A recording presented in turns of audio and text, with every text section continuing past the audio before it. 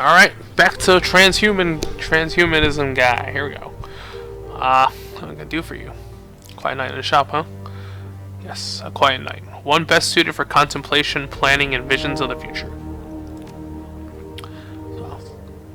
His smile widens. Light gleams off strong, sharp teeth, lending him a predatory appearance. If you like, I must confess, I have rather enjoyed our talks. It is good to have a sounding board to bounce ideas off of. Agreed, our talks have been pleasant, in an academic sense. Glad to hear we're on the same page. I must confess, I sometimes forget how to interact with others. I am, by nature, a solitary creature. It is good to have a kindred spirit, someone whom I can understand on the team. So, my friend, you have questions for me. Go ahead and ask them, please. I will answer whatever I can. Last time we talked, you hinted at Kashe being special in some way. I want to hear the full story. Yes, I figured you might. Tell me, have you noticed anything unusual about Kashe in the time we have worked together?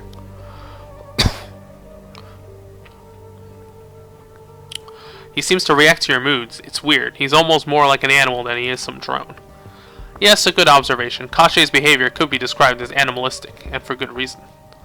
And, you want to tell me what the reason is? His behavior is not drone-like because he is not a drone. At least not in the way you would understand. He is a prosthesis. Explain.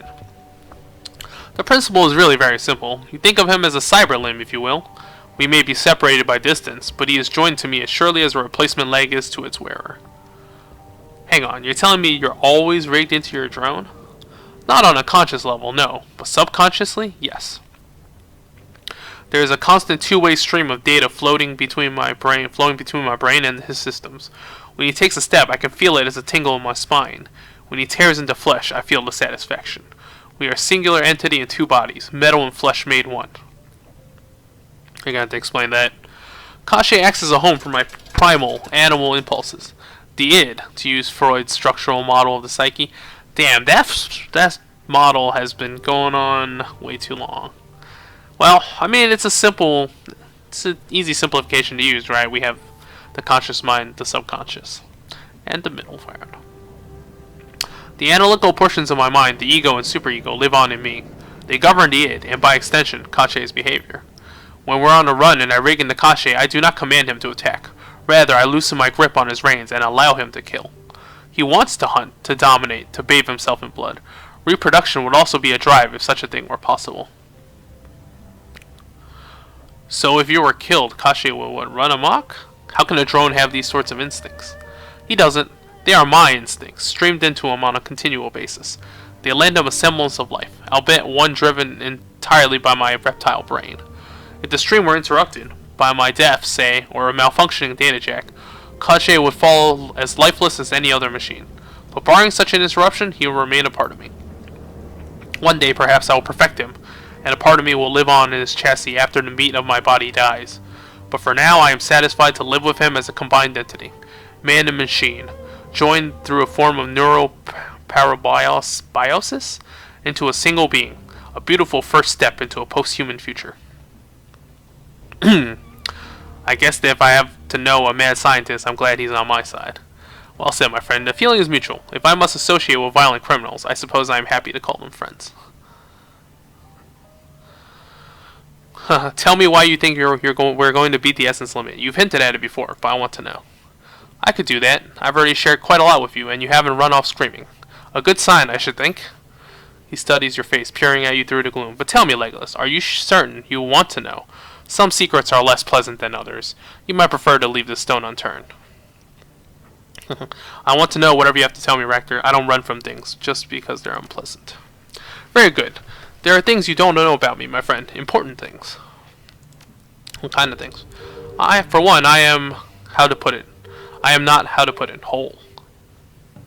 What do you mean by that? There was an accident when I was young. A shop accident. I barely survived it. I am very heavily cybered, my friend. You wouldn't know it because I keep my enhancements hidden. Others found them disturbing in the past. What sorts of enhancements are you talking about? He uses the edge of his hand to trace the line across his hip. Everything below the mid-pelvis is replacement material. That's where I was sheared in half, you see. It's a miracle that I survived the experience. The blood loss alone should have killed me. But here I am, alive and well. Greatly improved, in point of fact. Hang on, you lost everything below the hip? Yes, a traumatic loss to be sure, but not so terrible as you might think. By every conceivable measure, I have been improved since time of the accident. I am more than I was before, not less. You lost half your body, how could that not be terrible? He taps his temple with a finger. The doctors installed stimulus generators in my brain when they repaired me. With these, I can mimic the full range of sensations that the human body is capable of producing. Imagine the ramifications of such a thing. The things that you could do, the things you could experience. The implications for operant conditioning alone are staggering. And so yes, I have lost the entire lower half of my body. The full ramifications of such a loss are obvious, but in return I have gained so much more. At will, I can goad my brain into producing whatever sensation I wish. I can poke at the wiring of my own consciousness, and I can reroute that wiring as I see fit. Alright, so you're half machine. What does this mean? What does this have to do with the essence limit? He spreads his arms. Look at me, Legolas. I have a shred of essence left in me, and barely that. But I suffer none of the ill effects associated with traumatic essence loss. How can that be? A quirk of psychology, long viewed as an illness, but never properly understood. What I now understand to be an evolutionary adaptation to a post-human future. We will conquer the essence limit given time. Natural selection will see to it, and I am the proof. These stimulus generators that you've been implanted with, how do they work? The technology is rather akin to SimSense, but considerably more powerful and flexible. Most SimSense experiences, they're like virtual reality experiences, I guess, in this world, where it's like the Matrix, you just jack it into you and you live through the memories. Those found in BTL chips, for example, are structured around basic narratives that provide their users with context. But if you strip away the veneer of escapist fantasy, what you have left is an extremely powerful toolkit. I've never heard of anything like that on the market, not even in the shadows. I'm not surprised. They're Russian technology, government funded and quite experimental. The project was cancelled shortly after I received my implants. Something about graft and corruption on the administrative level. Yet another example of good science derailed by bad politics. Have you heard of anyone else who's gotten those implants? I know of a handful of other recipients. From what I've heard, the others were all driven quite mad. To be handed control over the inner workings of one's own brain is a tremendous responsibility. He shrugs. Perhaps the others were less well equipped to handle it than I am. Or maybe they've driven you insane too. Ever consider that possibility? Of course. Considered and rejected. The corner of his mouth curls into a wry smile. Granted, I could be wrong about that. Perhaps I am bad. But then, what would that say about you and your willingness to associate with me? So, what else have you been keeping from me? I know there's more to the story than this. There is, my friend, but nothing that can't wait till tomorrow. You have a lot to process, I'm sure. Cool. Anything else? Here we go. Yes, more discussion. That's my friend. The last time we spoke, you told me that essence loss didn't hurt you. I want to know why. Yes, I did tell you that, but I do owe you an explanation. Tell me, my friend, what do you know about essence loss and its effect on the metahuman psyche? Let's see. Essence loss removes your ability to feel anything and can drive you psychotic if you go too far. He nods. That's right. And this detachment can be deeply traumatic for the sufferer. The literature is full of such cases. He levels his gaze, focuses on your face. There's a smile on his face, but his eyes are devoid of warmth. Now, what would you say if I told you after my accident and subsequent cyber surgery, I felt no different at all? That even in the beginning, I was completely unchanged? I ask, if you knew why. I do, in fact. Would you like to know? That's why I asked. I was born with what society has deemed a psychological defect. Out of fear of social repercussions, I spent most of my life hiding it. I still hide it, even now. The lessons of my childhood were not wasted on me, and I know the value of reputation. But since the accident, I've come to recognize this quirk for what it really is, a selective advantage. What's this defect you're talking about? Does it have a name? Absolutely. I was diagnosed as a primary psychopath at the age of 8. Well, diagnosis is probably not the correct word. There is no formal diagnosis of psychopath in the DSM, but all the markers were there. I displayed a complete lack of empathy on the Davis Interpersonal Reactivity Index, and I scored a perfect 40 on the PCLR.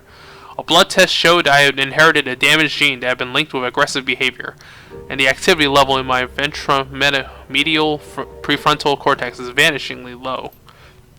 Like autism, psychopathy is a spectrum, not a singular disorder. But I'm definitely on that spectrum.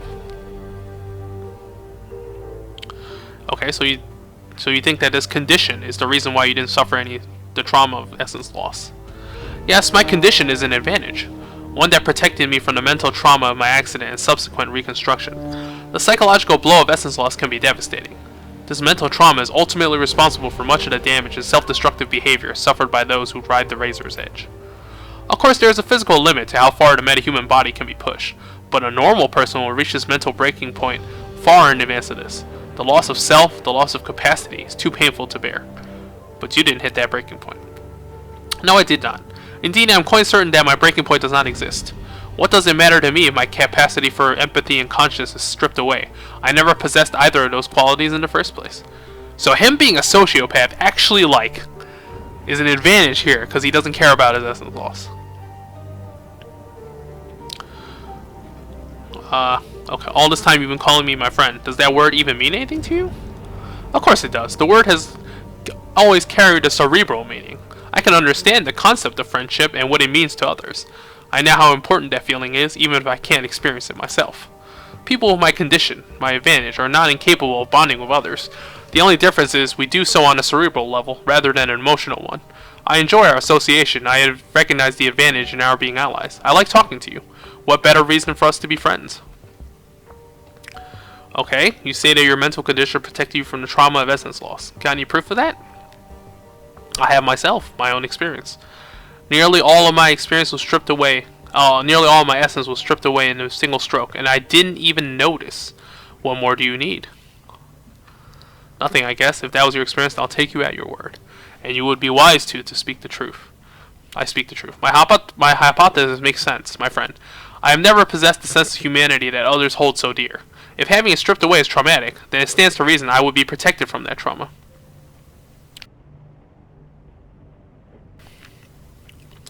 I'm sure there are plenty of other chromed out psychos wandering around. Have you checked to see if they're all immune to essence loss trauma too?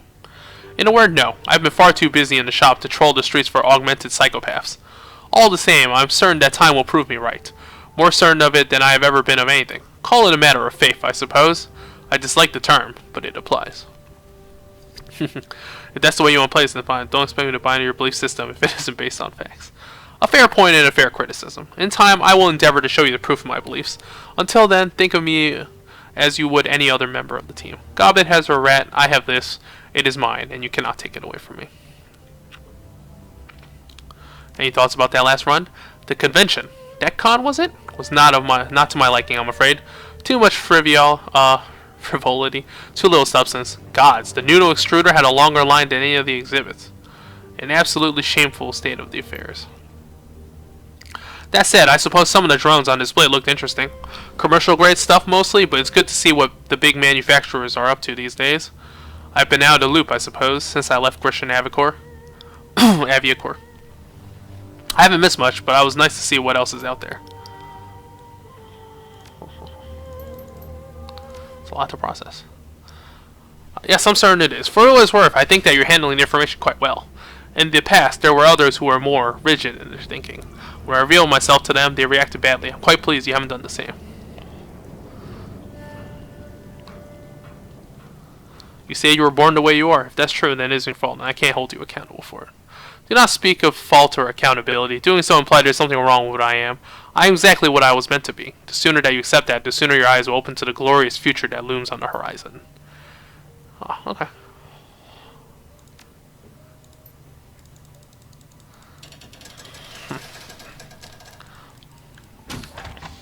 Oh, anything more in the box of mementos? The vial. Okay. A brownish gray worm is floating inertly within. There is no label.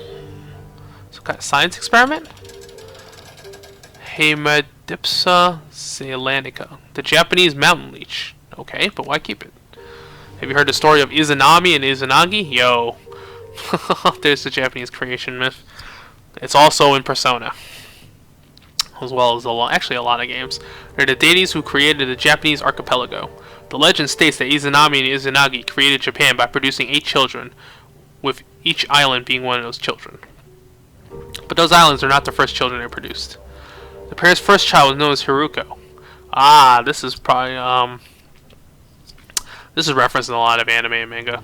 The least child. It was deformed and disgusting, without limb or bones. As a creature that sucked blood, it was a parasite and served no useful purpose, so they cast it into the sea.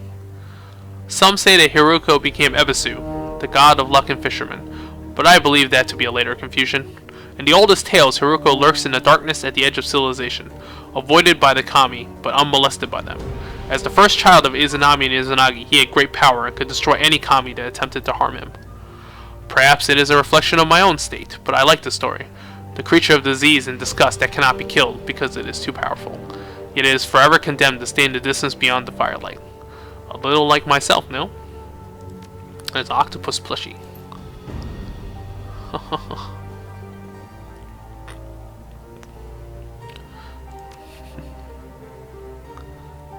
But why an octopus? An octopus is a clever creature. It knows how to conceal itself, how to open jars, escape from tanks. There are worse things than to be reborn as an octopus. I've always admired them for the talents. No one knows what an octopus is thinking when they look in the eye. They only know that they are being studied, just as much as they are studying it. Alright, let's go do the next job. Although there probably is combat in the next one, so time to gear up.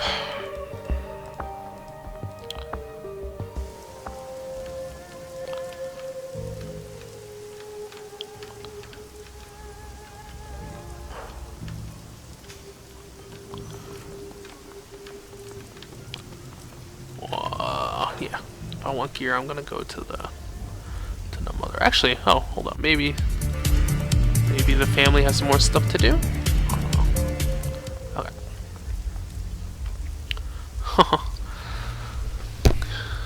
Wow. Taking a break, Freddy? Snap hat. He's making some final arrangements. My father thinks I'm not ready for the big time. He thinks I'm not strong enough or resourceful enough or whatever. But I'm proving him wrong already. Oh no, he's gonna do something rash, isn't he? See, I got it all figured out. The Hell Thunder crew has been spotted to the south mostly, out among the islands there.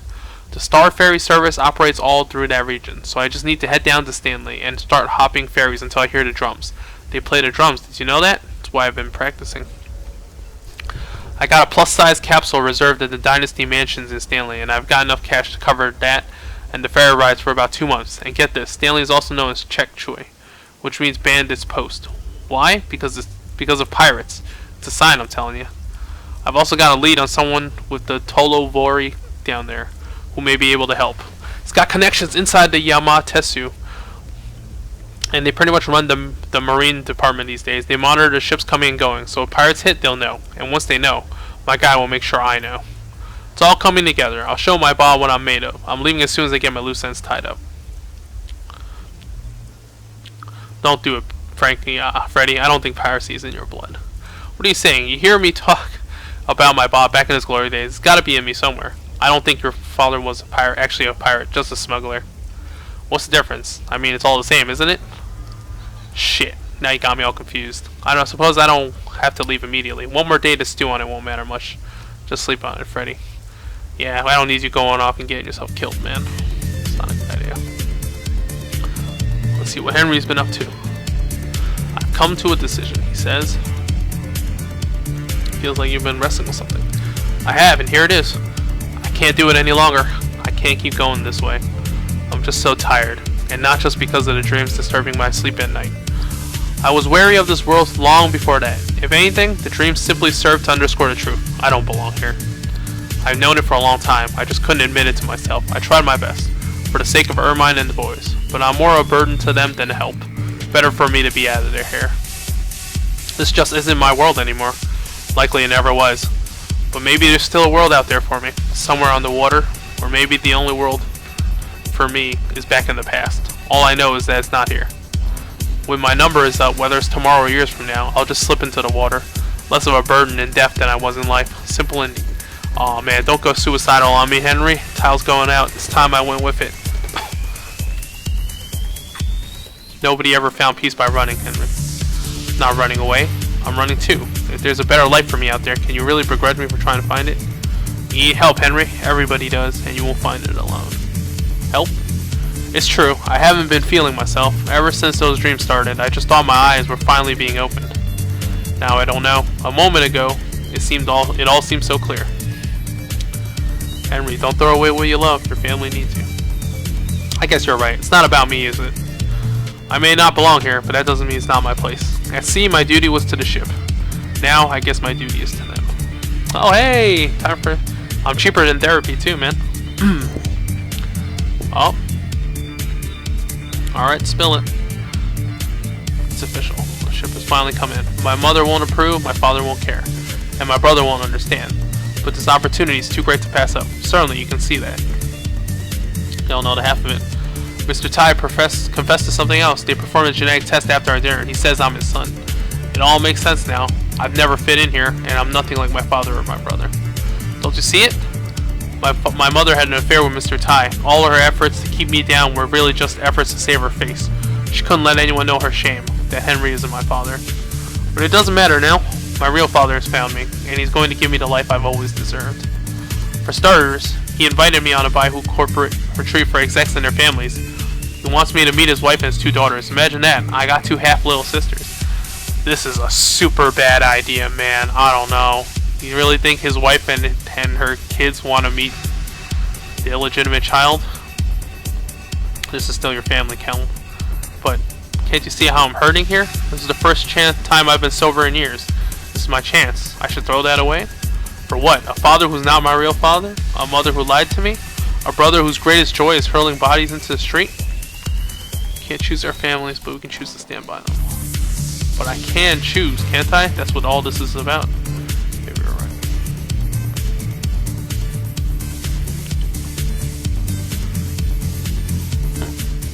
There's a lot at stake here, and that world isn't always as it seems. Think about it for a while.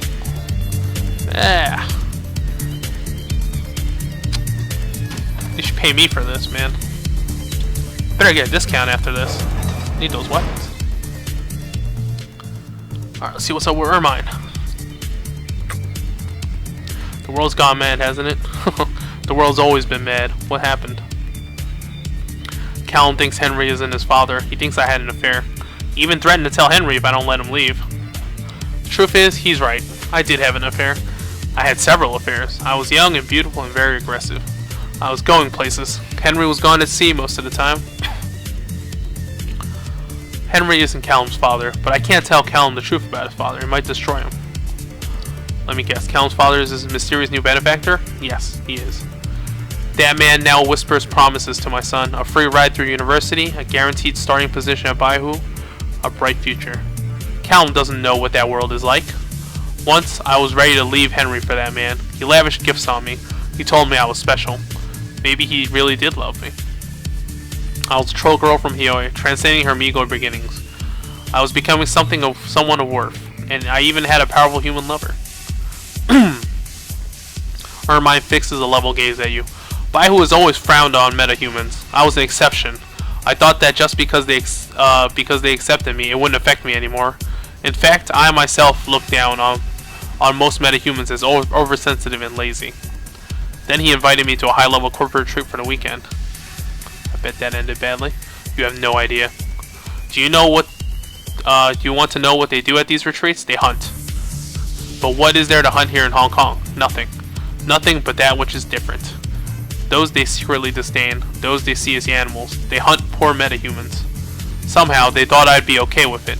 They thought I was one of them. They don't just kill their prey. It's more satisfying to let them live, knowing their victims are powerless to find justice. They take trophies, the tips of an elf's ears, an orc's tusks, a troll's horns. She reaches up to stroke our own horns, as if reassuring they're still intact. I realized I had already given them a trophy, my basic humanity, my principles. Ermine's voice cool and professional, her expression is earnest. For me, it wasn't about humans versus elves or orcs or dwarves or my kind. I want you to understand that, Legolas. It was about common humanity. It's about how we treat all people. What did you do? I acted like it was fine and held it together for the weekend. I hid my feelings like any good negotiator in a bad position. Then once the weekend was over, I cleaned out my office, I came back to Hioi and sent Baihu my resignation. Later, I found out I was pregnant with Callum. When the DNA test confirmed that Henry wasn't the father, I meant to terminate the pregnancy, but I couldn't bear to do that. So Callum, my son, one of the joys of my life. Maybe this man fancies himself as Callum's father. Even if he does, that still doesn't guarantee Callum's safety among those people. Baihu is still Baihu. And maybe that man just wants to get back at me for leaving him. After all, he had the audacity to say that I broke his heart. This is why I can't allow Callum to go. I'd rather my son hate me forever than give himself to that world. Ermine draws herself up to her full height. She restores herself to her usual regal bearings. I'm sorry, I shouldn't have troubled you with my problems. You probably came here on business and your time is valuable. Yep, let's get some stuff. Ooh, here comes the really expensive armor. Damn. Can you wear it? How much do I have? I have 4K. Is there a better weapon though?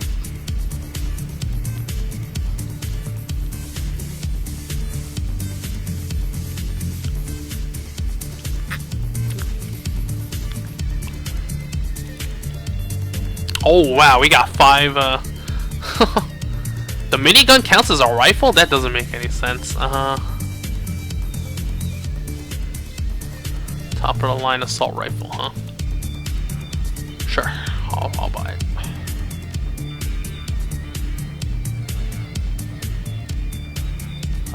Wow, it doubles how much damage we did earlier. Okay.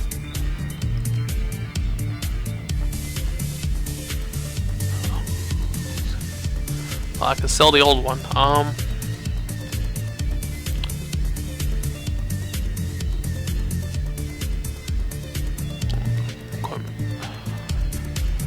That's it.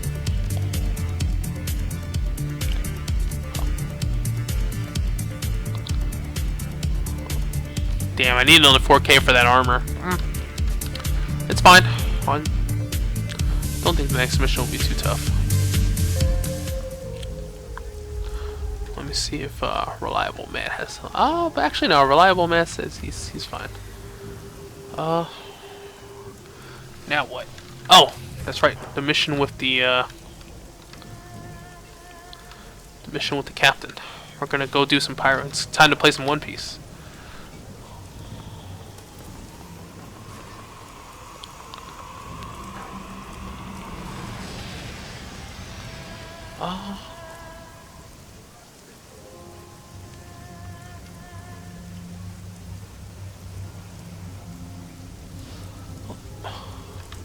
Do I have any other missions?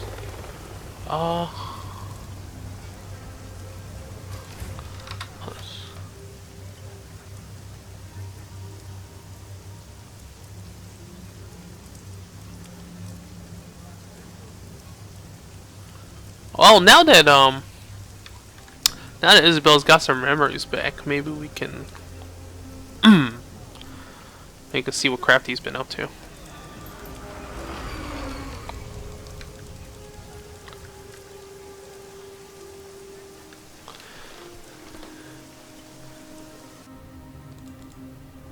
She's in a different position.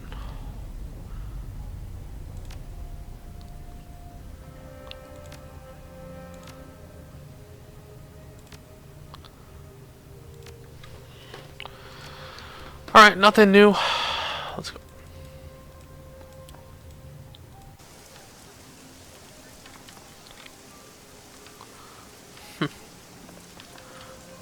Oh, Matthew's. Oh, there he is. What the hell is this guy?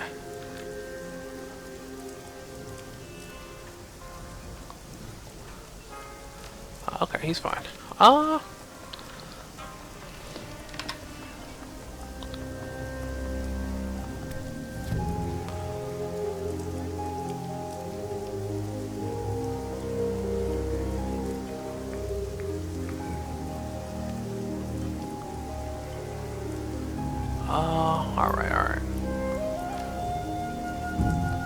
Sure. Well, I don't have a Decker, so always gotta have that. Let's see his skills. Got a lot of strength. His quickness is pretty good too. Didn't do any other loyalty missions yet, so I guess this guy's fine. What's his gear? Oh wow, his gun's pretty good. Alright, so what's this mission about? Let's take a look. Apparently we're gonna do some pirate stuff.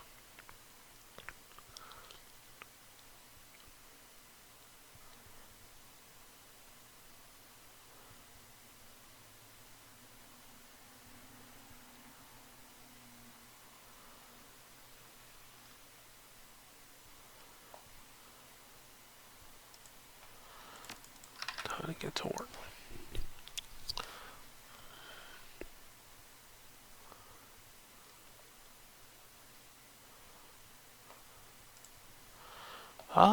Yeah, my inventory is freaking... I don't really need this grenade, to be honest. I should buy another spell later. Probably some healing. Oh, okay.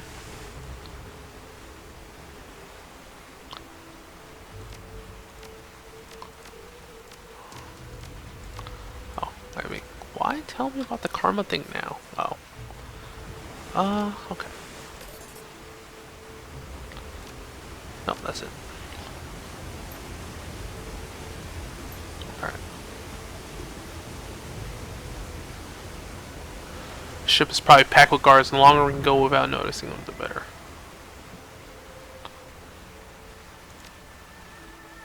The storm's gonna make things easier for us. They're less likely to hear gunfire or fighting, much less footsteps. As long as we can stay hidden, no one will be the wiser. We may be able to sneak our way in. Okay.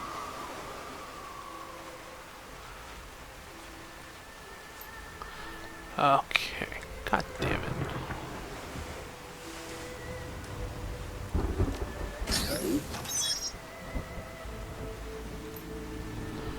Alright.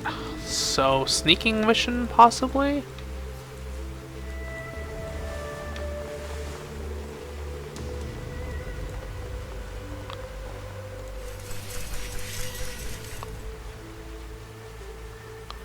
Wait, what? Uh-oh. Oh, damn. Well, I turned out the security cameras, but...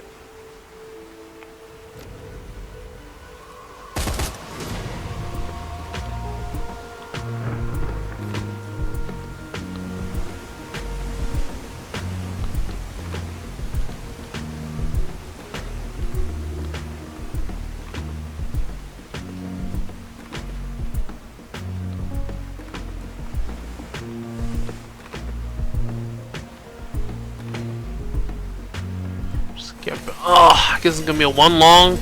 Oh wow, we all have three. We all have three. We all have three action points now, except Kashe. Kashe still only has two. That's fine.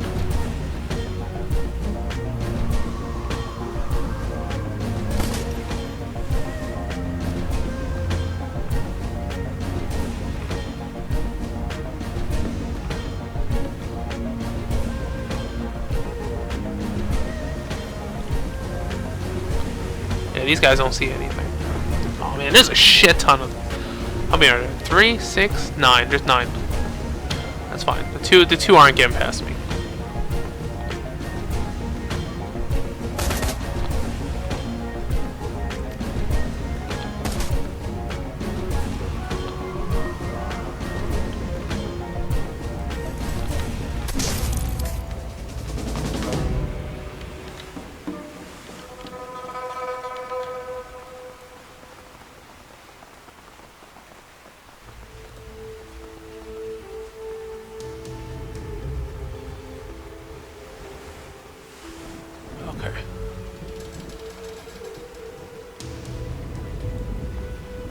One.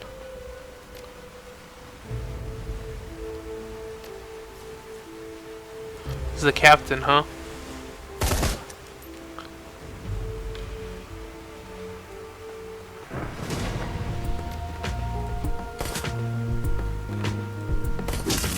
Oh, Isabel never misses. The best. Okay. So I can go. 2. Control. Let's chase all time.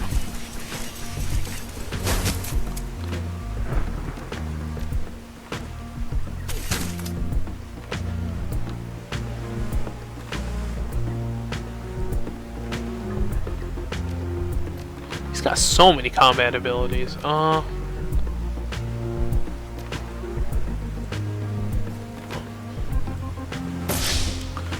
84% and you missed. Oh shit, they're going for the alarm now. This is a problem. I'm still too far behind them.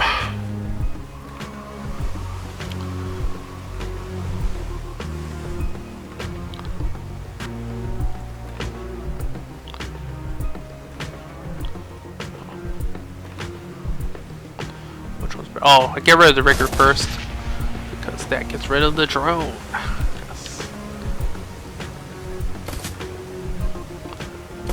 Oh, look at this! Isabel never misses. The best. Okay. I'm just gonna overclock you so you can go. Koshi gets 5 moves. Look at this.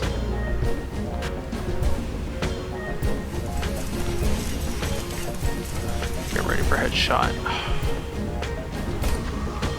Oh, damn it.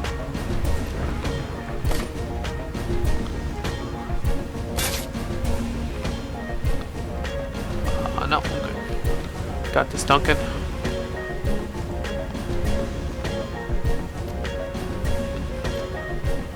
First fire round. Oh, destroyed.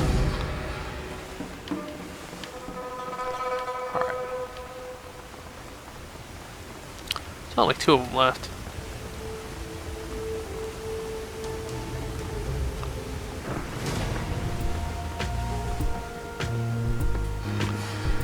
Okay, that was really weird and clunky. Oh, this guy was sniper. Oh no, that was like half her life. Okay. Alright, I should get rid of that sniper. This new rifle is really very good. Alright, Isabel, time to go hide.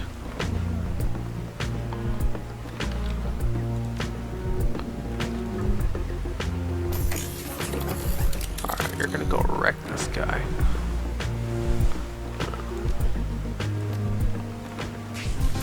Yeah, I can't have that sniper going around. I'm gonna.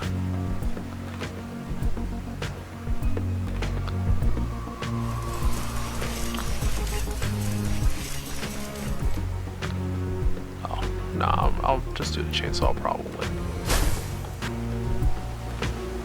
Alright, now he's out of cover. Go for the headshot.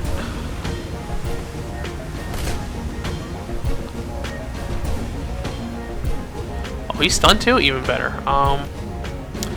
Yeah, Rachter can't shoot for shit.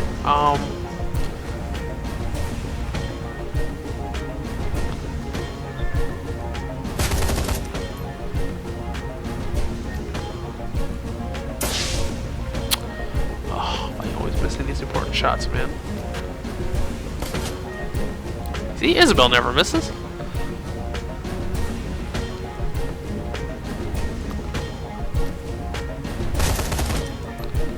Alright. And then Cachet will finish him. Boom! That was easy. Look at this. Fine. Isabel lost half her life, though. This might be a problem. Going down.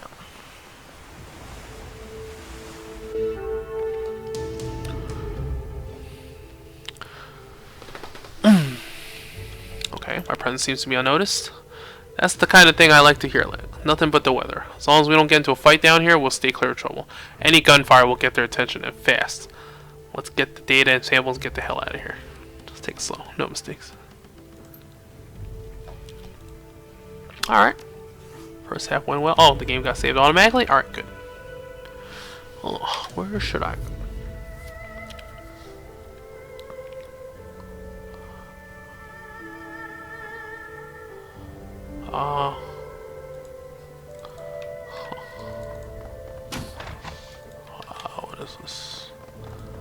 Diagnostic computer. What's the power routing systems? Oh. You could fake an alarm. No, I don't think we need to do that just yet. The whole point is to go slow and quiet. Electrical, what is this?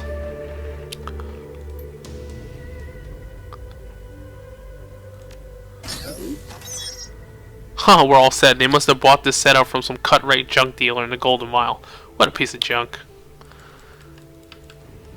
Get what you pay for, man. Oh, so we know exactly who's in there.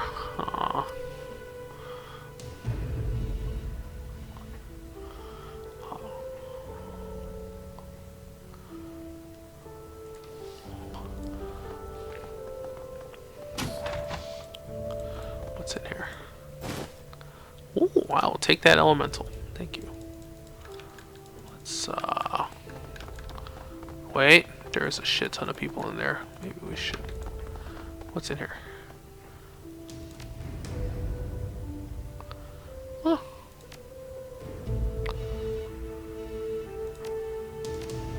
Yeah. Oh. Wait, you can open the door? No, he's not gonna open the door. Okay. So, what now?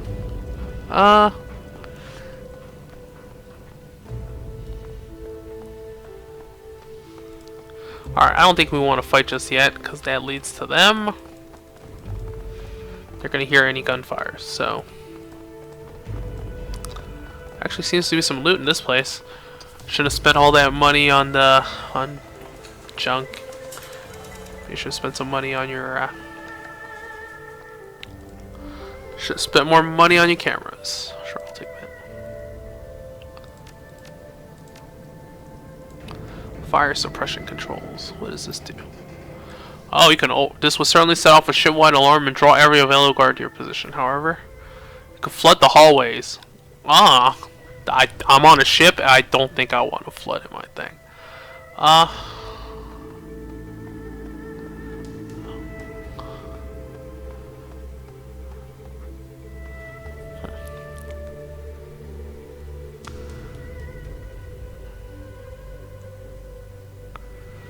Let's see. Alright. Nah, let's not go too crazy. Alright, well, let's do the fake alarm, right? Because that's probably preferable. Alright.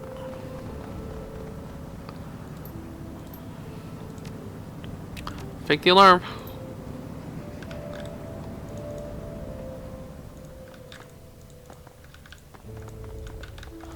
Oh, so they're gone? That's it? Oh.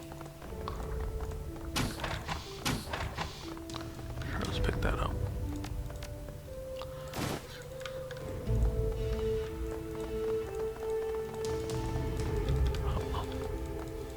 Oh. Okay. This is where the objective is.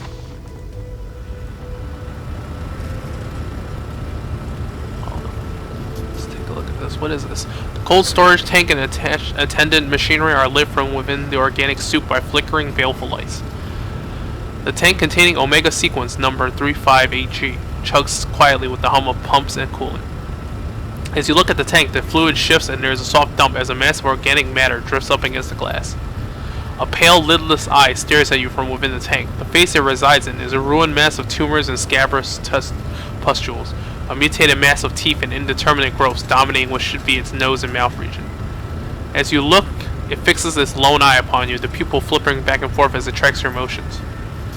Rachter leans closer to the tank, tapping it with the back of one index finger. Fascinating. Mutation and cancerous growths on a massive scale, yet the creature is still living, albeit with a great deal of technical assistance. I'm amazed they've managed it. Duncan pushes up against Rachter, getting directly in his face. He thrusts his lower jaw forward, tusk inches from Rachter's face. What the hell is wrong with you? We see a monster like this and you just comment on the science? This shit's an abomination. Rachter is nonplussed and simply shrugs. Research requires sacrifice. This creature's life and death will be meaningless unless humanity learns from it. be it the data itself or a caution against science without ethics. We're just going to take the samples.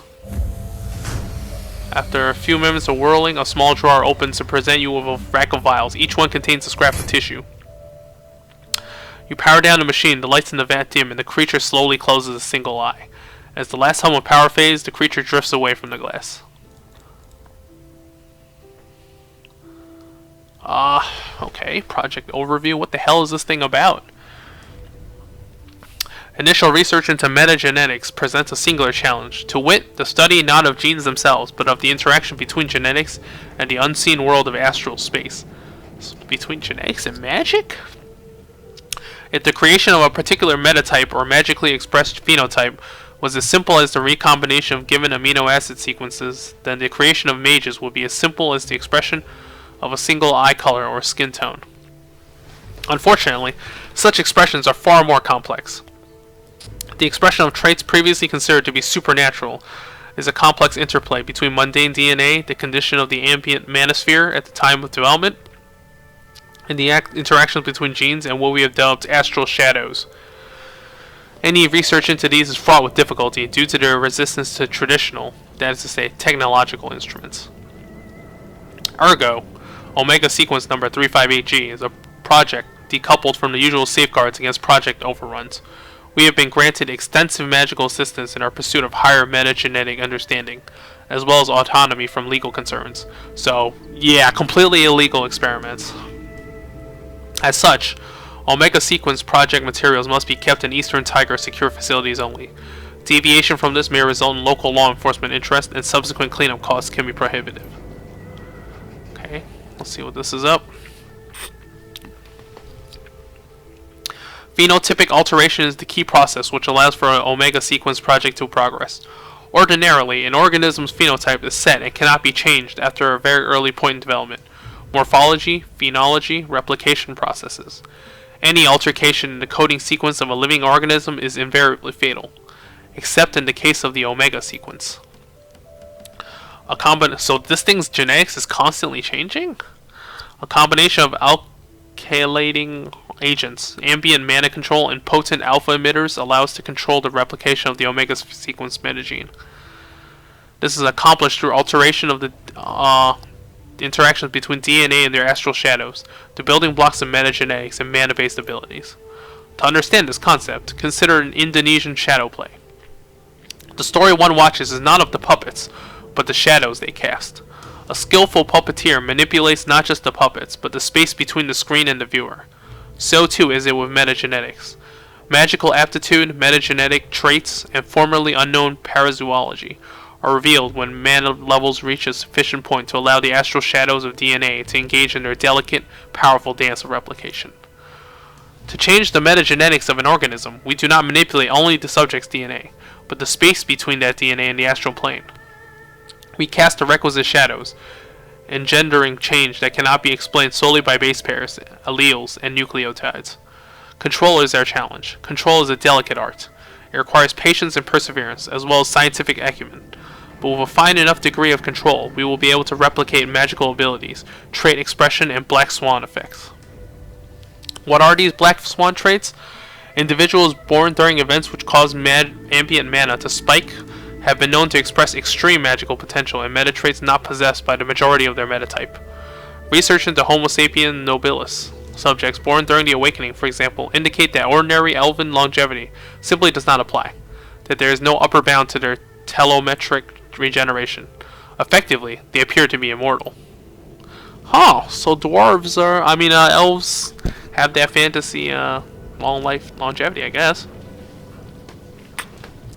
The goal of the Omega Sequence project is to harness and unlock these black swan meta traits, beginning with the question of the longevity factor in Homo sapiens nobilis. Well, yeah, if you want to study what benefits, immortality seems like a good place to start, doesn't it? Treatments for extending human lifespans already exist, of course.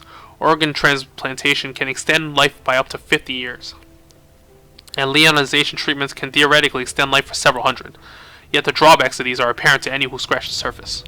Leonization is prohibitively expensive and erodes the patient's essence with every treatment, leading to eventual systemic collapse. Organ transplants can preserve the body, but plaque builds up in the patient's neural tissue, and the patient must take a cornucopia of immunosuppressants for the duration of their life. True longevity lies in preventing aging from occurring at all. Omega sequence number 358G represents our most advanced metagenetic prototype yet. Preliminary results indicate that the test clone's age will lock at 19 years and progress no further. In order to test this, we have induced artificial aging of the clone through our fast-grow organ replacement program. Unfortunately, this has led to an explosive cancer mutation rate, rendering it non-viable for any other type of metagenetic research. Even so, the value of this test subject cannot be overstated. So they created an immortal elf from scratch, and they just aged it artificially. That is some pretty horrifying shit. Put it out of his misery, I guess.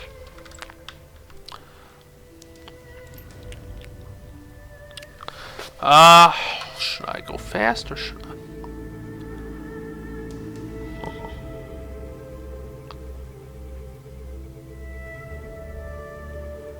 Let's see. Okay.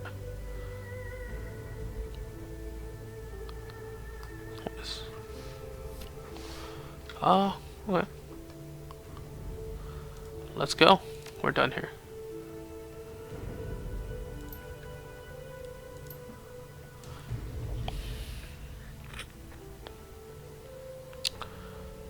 Cargo Silly Guard. What? We have to meet in person? I've had a tail on me since I arranged a room with Kindly Chang. I think the soul pulls have caught up with me.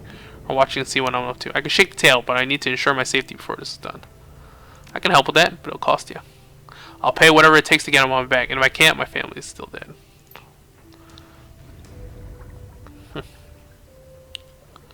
Guess we don't have much choice. I mean, this guy whistle blew, and last minute changes, plan changes are the fastest way to get killed, especially if someone bloodthirsty like the Super Rains are involved. This whole thing stinks. You have a better idea of how to handle this? Okay. So now I get from the other side, right? Good evening, Legolas. My name is Huang Jamin, and I represent the Blue Heaven Sopa Ring. I've become aware you are in possession of data and tissue samples from Project Omega sequence number 358G. I would like those samples. I'm willing to pay them. How did you get this number? Quite frankly, your employer doesn't know the first thing about Matrix security. We hacked this comlink in his rental car. I simply redialed you once you called him. My apologies for such an unorthodox introduction. A man of your stature should be afforded more respect, but time is short. I understand you are an associate of Kindly Chang's. My own organization is far too trivial to have attracted her notice, but I believe you can help change that. Merely doing business with you will increase our standing a great deal, since I have information that may save your life.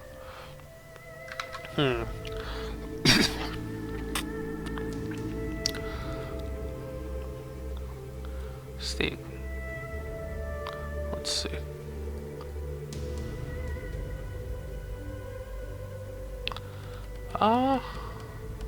Let's see what perhaps we can come to an arrangement. Cut the flatter and tell me what you need to know. The Blue Heaven Ring have been retained by Eastern Tiger in order to prevent the deaths of the Omega sequence data and samples. The very things you have just taken. Your employer, whose full name is Tygaff Wright, has been attempting to acquire them for some time. The entire reason the data and samples are being shipped to Seoul is because of a botched Shadowrun, one on the Eastern Tiger facility in Tacoma where the project was being developed. Tygaff Wright was the Johnson for that run. Huh. Your employer is not who he says he is, nor are his motives pure. He has never been employed by Eastern Tiger. He has no family in Seoul. As near as I've been able to determine, he's an agent of Tarngiri, Tarngire Information Secretariat. A spy, if you will. What's a Terra Elf doing hitting Eastern Tiger? I'm not certain, but I suspect the Council of Elves has an interest in suppressing research into elven longevity. Every scientist working on the question of potential elven immortality has been disgraced or disappeared, except for those employed by Eastern Tiger. I suspect that the elves have secrets they'd rather not have the rest of the world know. Wrights attempted to intercept Eastern Tiger's cargo at every port it's landed. The strike in Tacoma was the first. There was a second attempt at Perth, and a third near Rao Islands, against the very ship you're on. Don't think for a moment that Wright will hesitate to kill you as soon as you hand the data over to him. So what do you say? I pay you for the data you have, and both of us can eliminate Wright and whatever hired guns he's brought along. I think this is a fair... oh, wow, so I can... Okay.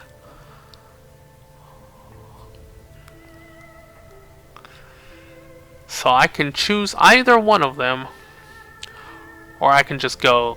I can just go both. Huh.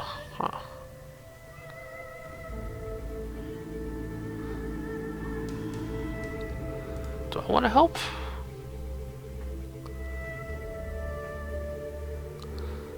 Why not? I mean, that guy seems a pretty amateur too.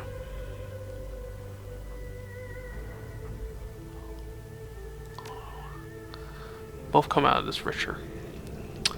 Okay, I'll send you a location. Message me when you arrive. We can perform a handoff and deal right afterwards. Okay.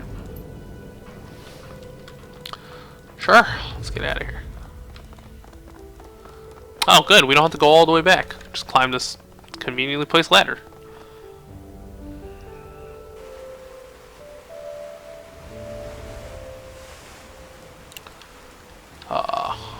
Where now? Oh. What is this? Oh, just disembark? Okay.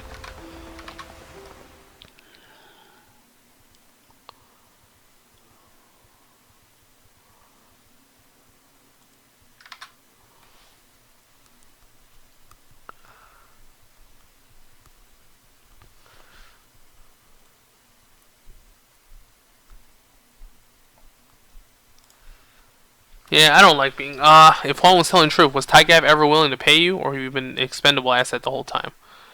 Huh.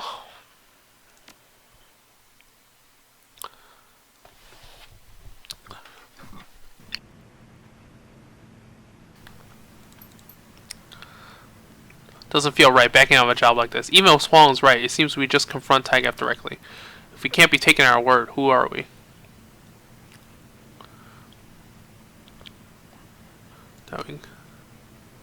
Huang's telling the truth. Taiga will have plenty of time to set up an ambush. We'll even the odds a bit, but who knows what kind of backup he has at his beck and call.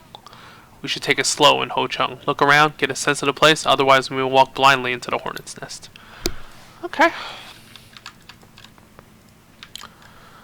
So let's see if this guy, which one of them we're lying, or maybe both of them. I mean, everyone's probably playing an angle, right? That's the biggest lesson that this game has to teach you. Everyone has an angle, but...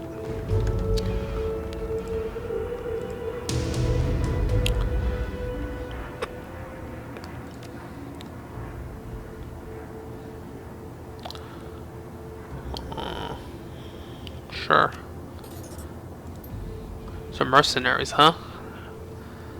Less than 10.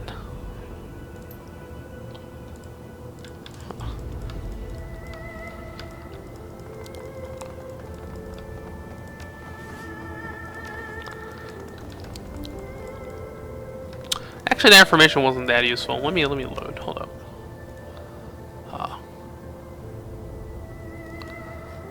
Yeah. There's no need to pay them money like that. Ah.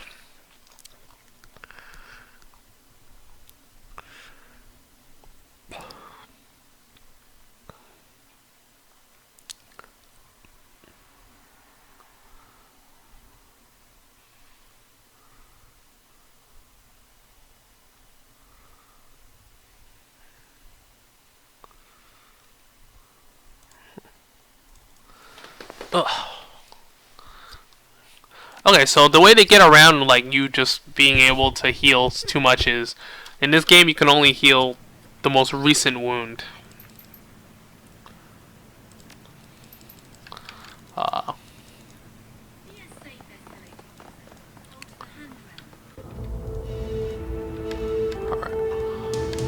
Yeah, once again, I really wanted a freaking...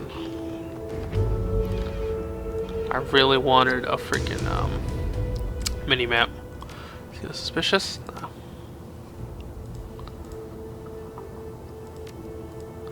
Okay.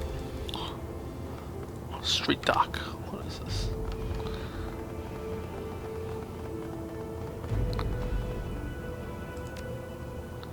See anyone strange lurking around here? Saw this gangster type move through here. Real nasty looker, you know? He had his crew trailing along. They're all speaking Korean too, which is what I thought was strange. I don't speak much Korean, but I know around here the triads rule the roost. Okay. Don't want to get too crazy. Oh, hey, there's an access point.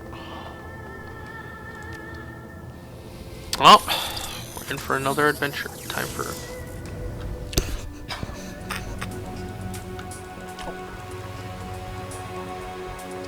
Oh shoot, they have like, they're all covering each other. Okay. Oh, this seems to be the only exit.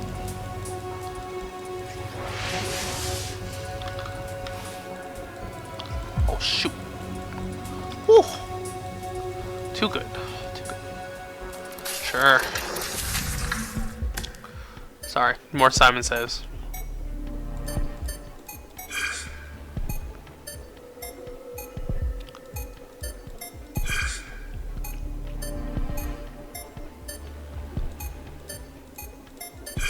One more.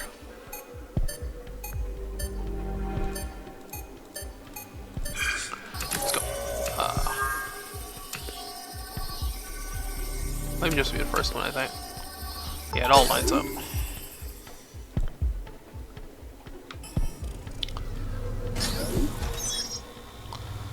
You and your men ready? I have a timetable to keep. Don't rush me home. Very real. This is a matter of national security for tier time. Oh, I guess they're Celtic? Elves are considered like Celtic myth in this universe. That's what they call spare me. That kind of line might work on rank and file troops, but this is my first day on the job. Without my troops, you'd be stuck hiring local scrubs and zip guns. As it is, I'm only here because my boss likes your brother.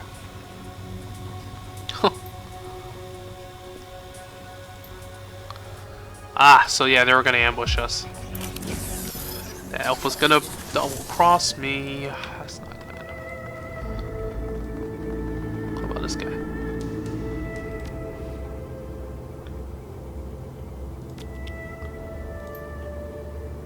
Tsunami mercenaries. Tsunami's bad news. Like those top tier private military contractors, tanks, close air support, dedicated naval transport division, you name it, they have it. They're not the kind of muscle you hire on the cheap. They cost a lot of new yen. I don't know what they're out doing out in Ho Chung, and I don't really care as long as I don't get shot. Look like a protection detail, though. They're well geared. They didn't look like they had anything heavier than rifles or a grenade launcher. Alright, I know what my enemies. You see those ley lines, you know that battle's coming up. Is that it?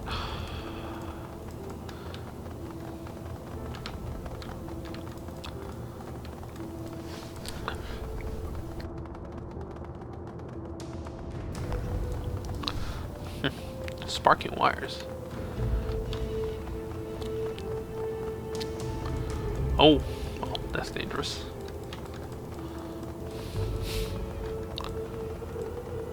What's this? What does this have to do with anything? Is it a Voltaire? Nah.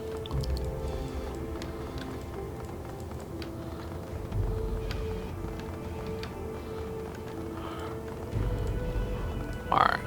What's up, Huang?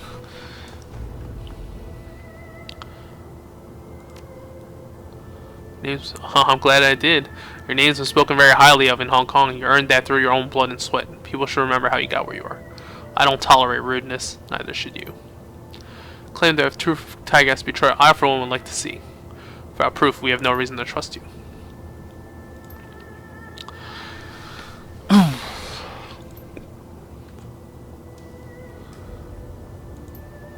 Your employer is responsible for botched Shadowrun against the Omega Complex project in Tacoma. The team responsible was all killed, but Eastern Tiger managed to track their movements. The second set of photos came from a private citizen's drone footage, and as you can see, Wright is hiring them. That does seem pretty cut and dry. They're legitimate. Wouldn't be the first one he lied to. So yeah, what the hell was that all about?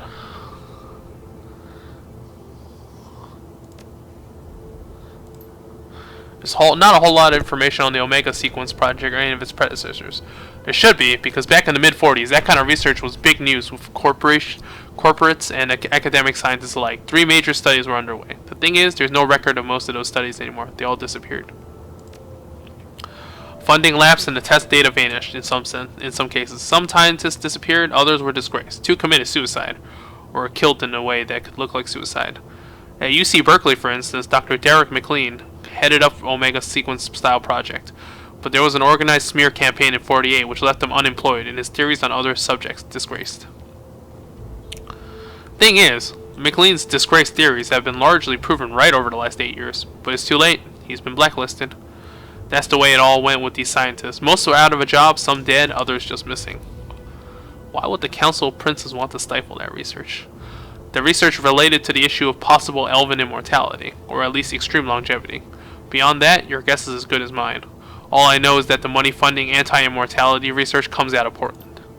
At the end of the day, though, it doesn't matter to me if they stifle the research or why. I'm getting paid to make sure they don't take Eastern Tiger's property, and that's what matters.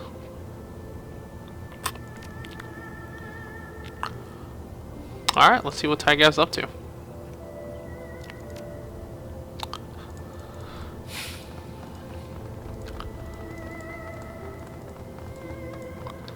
Oh. Okay. The meeting place was in an area I'd been to before. Oh, probably? No. Yep, here we go.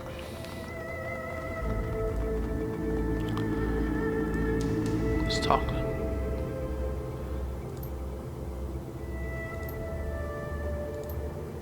Calm your ass down. That piece clears toaster.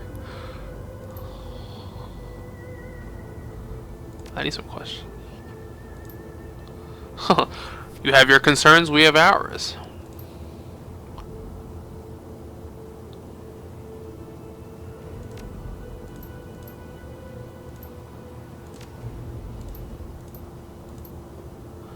You don't seem too at risk in the video.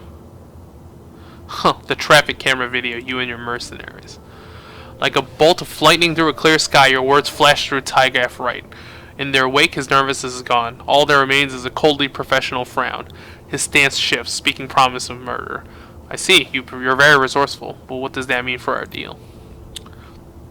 From deeper in the marketplace, a shout shatters the night stillness.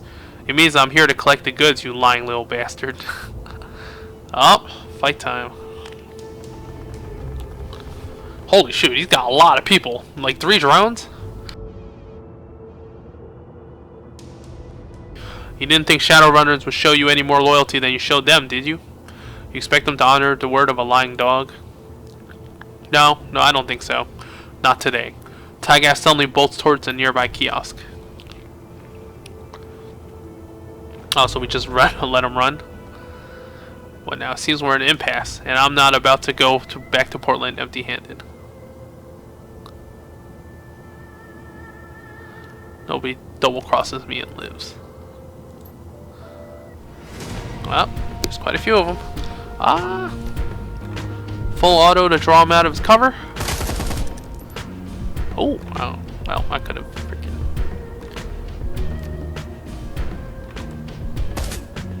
Oh, he's done. Isabel never misses. Come on, oh, she missed. I should probably take cover, though.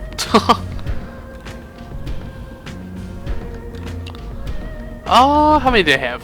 5? That's... I need some cover. I'm gonna go... I'm gonna go control my robot.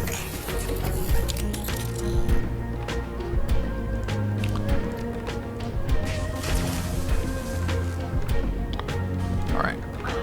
Well, go forth and do my bidding. Might get focus fired, though.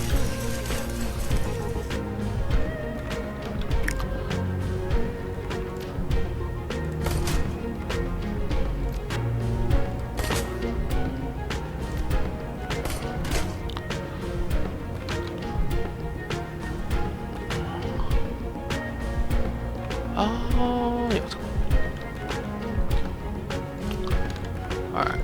If I can reduce their number. Oh, goddamn, he has like a little bit of life left. Oh wow, we get 2 turns? Yo, damn. Oh, this is free then. Summon Spirit. What can he do? Hydro Daggers. Oh, it has spells too, nice. Blur. He'll... Oh no, that's fine. I'm gonna walk right here.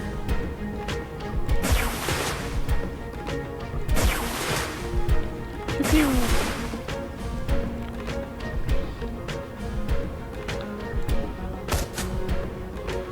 Alright.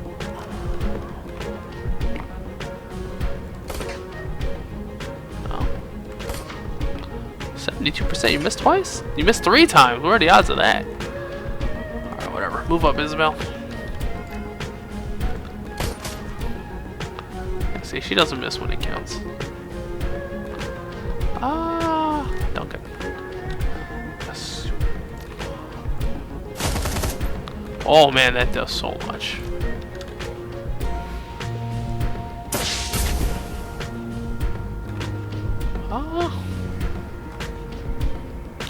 I'm good. Oh, that did so much. That was like half his life. Oh damn, he's got even more. Okay, no, there's actually 6 more people.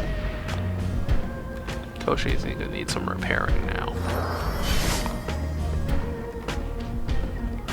Alright, I need some of my allies to come up here. There's 2 melee guys charging my way.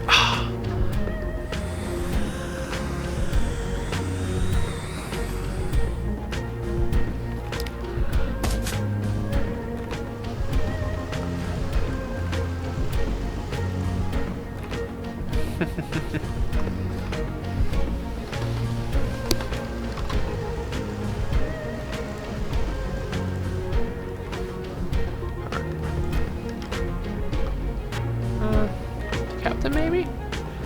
Yeah. Oh, that was a lot.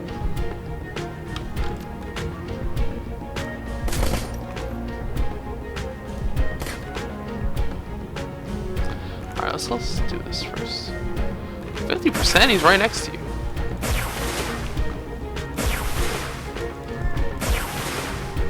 Wow, I'm really not very good at this. Repair.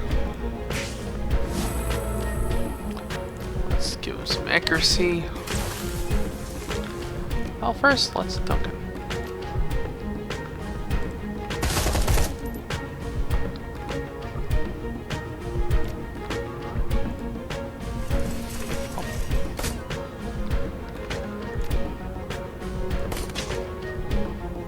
Alright, we're good. It's kind of weird they go first, then our allies go. But I do still have a sniper back there, which might be a problem. Oh, he's all the way back. Oh.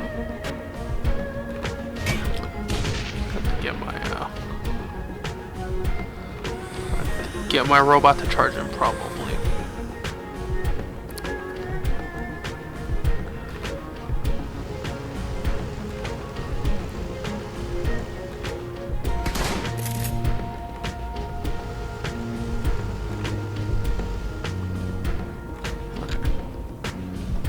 Let's see. Oh wow, just full auto.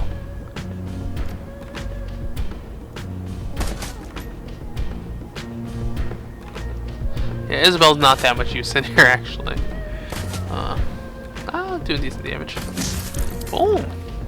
Alright, and then there was one.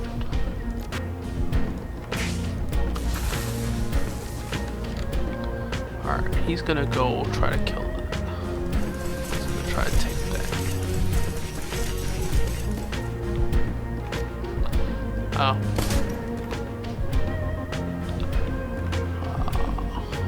Duncan.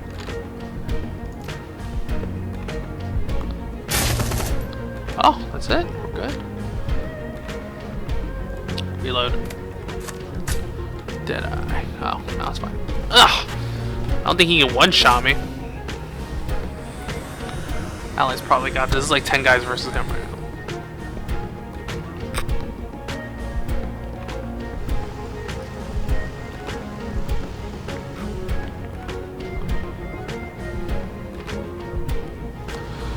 It would help if they had more than one battle team too. Because it's the same battle team every time.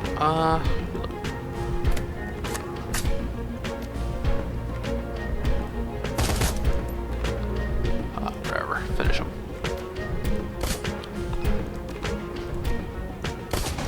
There you go. Oh, search the mercenary.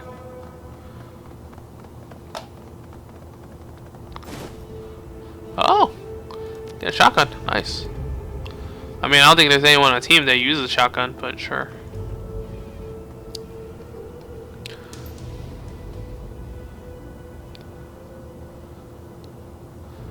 Sure, here you go.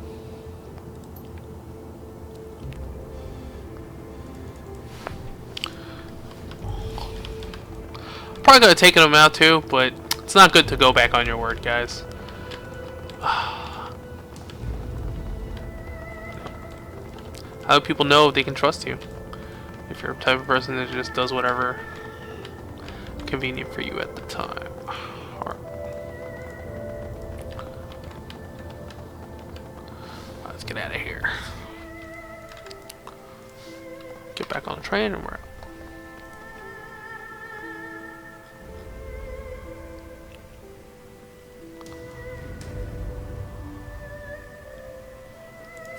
Oh yeah.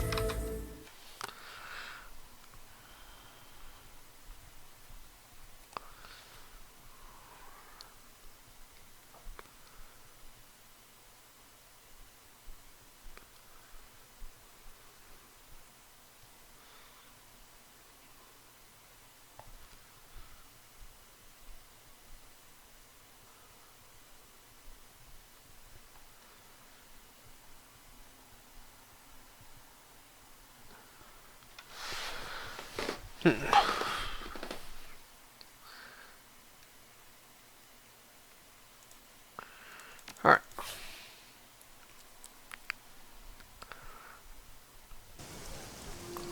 So we got some more allies in Southeast Asia, and hopefully people learn that the employer should not try to double cross you. It's not a good idea.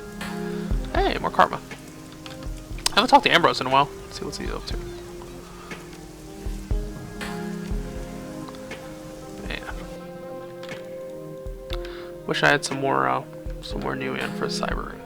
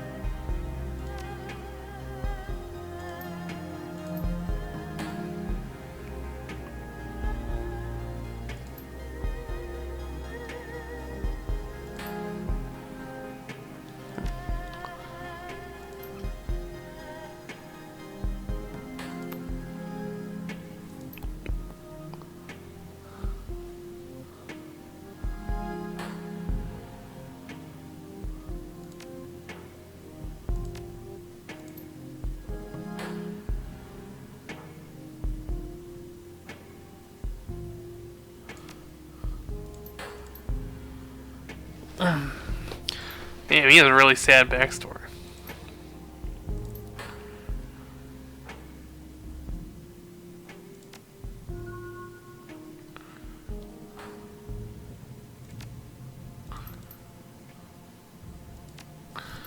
Okay.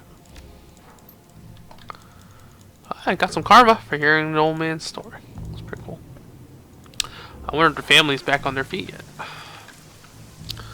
Let's take a look.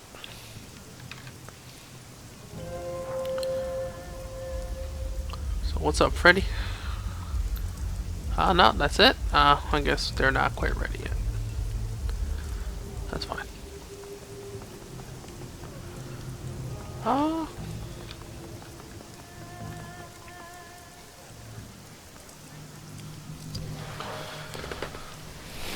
yeah, I think Crafty sent over some more,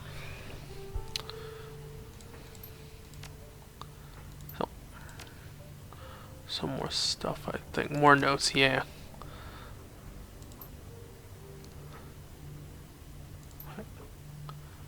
Oh, whoops. Oh, no, no, that's not the...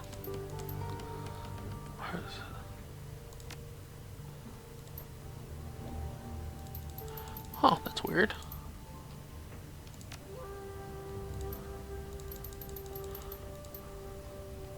Oh, I guess I messed it up. That might be a glitch. Both of them reroute to the same information. Let's get paid.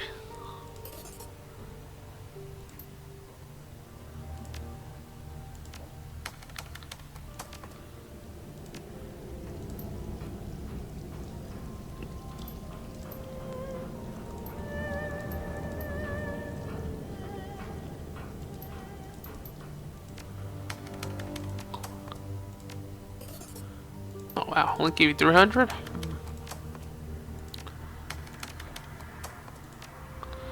Alright. I really want to know what's at the end of Rachter's thing. Kind of curious. Come back. Oh, his boots are off. You can see the metallic gleam of his feet. Clawed, gripping toes splay out. At least 8 to a foot. I wasn't convinced you'd want to continue our little chats after the last time. I'm glad I was wrong.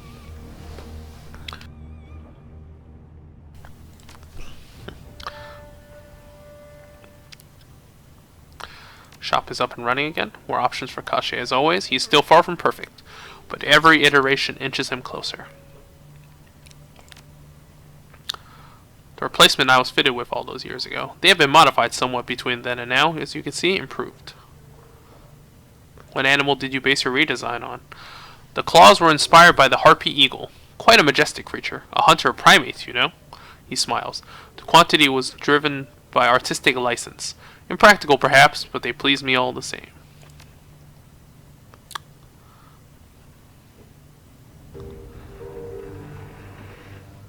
So in your ideal future, people without empathy, morality, or humanity will replace the rest of us. That sound about right? Yes, people like me. Tell me, my friend, how does that make you feel? What is your gut reaction to the vision I've shared with you? It terrifies me. Of course it does. You do not share a selective advantage. You see what is to come and it repels you. For a man in your position, that is only natural. Revulsion is the expected response. I promise you, my friend, if you move past your atavistic reaction, you will see how just how right it is. The sixth world is no place for compassion. It is a predatory world, a world of monsters. Some of those came with the awakening, and others are of our own design, but they are there. And if we are to survive, we need to shed those weaknesses that prevent us from competing with them. I speak with the clarity of a man who is not a man, in mind or in body. The things that others refuse to see are plain to me as the light of day. I will tell you, my friend, life is better this way. One day you will see for yourself, and you will thank me for what I have shared with you. If what you believe is true, people with your condition will inherit the earth. How long do you think that can last? Indefinitely. Let's see. Psychopaths are born predators. Ever heard of a natural ecosystem that's made of nothing but predators? You're suggesting that we'll burn ourselves out and annihilate ourselves. I will concede that this is possible, but I think it is unlikely. This is the sixth world, after all. Even if meta-humanity is supplanted by post-humanity, there will be other forces at work in the world. We will not be alone. You'll probably share the world with machine intelligence. We're on the cusp of it already. He nods. Some even say that we have already seen true AI. I had a teammate back in Berlin who insisted as much, though I had little reason to believe her. As you say, we will likely have to contend with artificial intelligence in the near future. But think of the present, my friend. We are surrounded by non-human intelligences. Spirits, paranormal beings, you name it. And the future that I foresee, you can add any metahuman holdovers that cling to their natural bodies to the list. And what would they be to you? Competition? Pray. That remains to be seen, but they will give my people something to rally against. The corner of his mouth tilts upwards. A smile contains no worth. I, for one, am looking forward to see how it all plays out. Aren't you?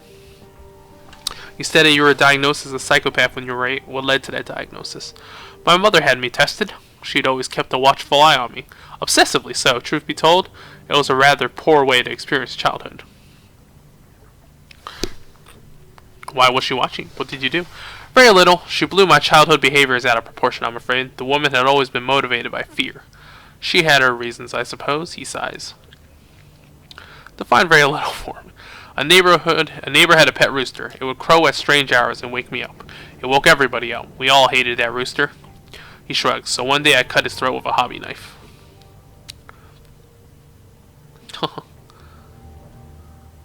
Kill a neighbor. That isn't very little. In a puritanical mood, are we? So tiresome. I eliminated a public nuisance. You steal and kill for money. The next time you feel like moralizing, focus on your own. As I was saying, my mother walked in on me as I was studying the body. One look and I could see it in her eyes. Grim certainty and a sense of righteous justification for a lifelong suspicion. She hauled me before a psychiatrist the next day. So after you were diagnosed, what happened? He shrugs. I learned what was expected of me. The doctor was very helpful in that regard. He offered false hope and placebos and false promises he could cure me if my family met his price. And to me, he offered an escape. All I had to do was play along and my problems would be solved. It wasn't difficult to pretend that I had been cured. Once I understood the outward signs that my mother was looking for, I was able to ape them well enough. In time, my mother came around. Place that I have done this. Of course you would have. Anyone would. Not everybody would succeed, of course. At the risk of sounding immodest, my natural talents for acting and mimicry are quite impressive. And I had an incentive to play my role well. My grandfather lived out his final days in Black Dolphin Prison. Do you know the place? I've heard stories. It is a storied place, one of the most appalling detainment facilities in Russia, and that is saying quite a lot. I was determined not to follow in the old man's footsteps. I am not an animal to be caged. In any case, there you have it. I'm glossing over many of the details, of course, but I'd rather not discuss my childhood any further. Instead, let us think to the future and to the promise it holds. Always forward. You will join me, won't you? The future beckons both of us equally. Follow me, and I will guide you to a better tomorrow. And I can think of nothing that will please me more.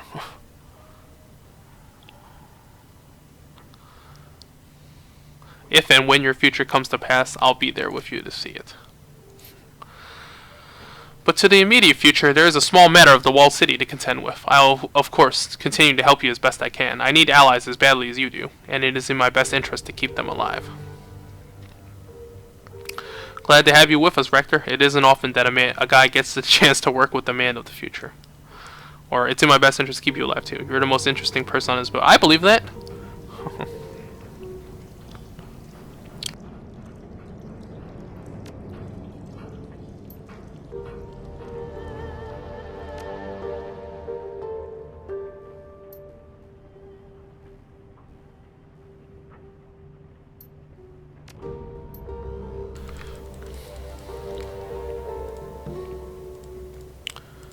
Well, Gaichu's probably still waiting for... Oh, there's a hairpin, huh? That's weird.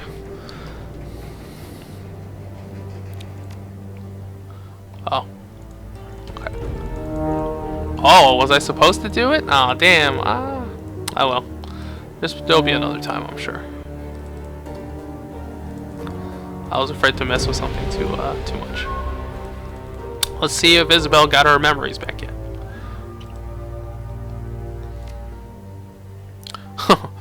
What a complete shit show. I thought that Kindly was supposed to vet our clients to make sure this sort of thing doesn't happen.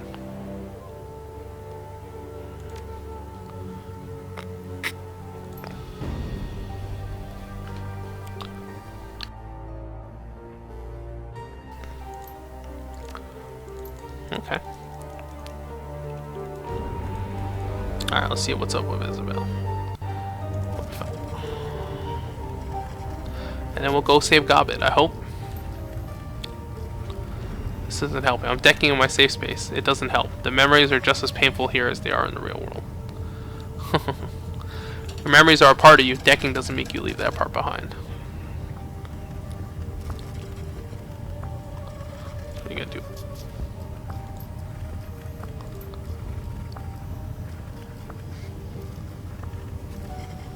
I know you're hurting, Isabel. Venting helps. Go ahead.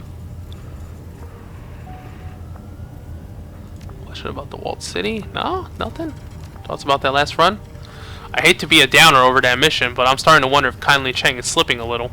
The entire reason we give her a cut is to make sure the people that hire us don't have ulterior motives and won't screw us over. Kindly dropped the ball on that one. Hard. Kindly wants to be pissed at us for killing the client? Fine, that's on her. Maybe next time she won't try and hook us up with a spy who might want us dead after we make the handoff. Oh, wow, that's weird. I guess we don't have anything to ask yet. I hope it's not glitched. Oh well. Until the next mission.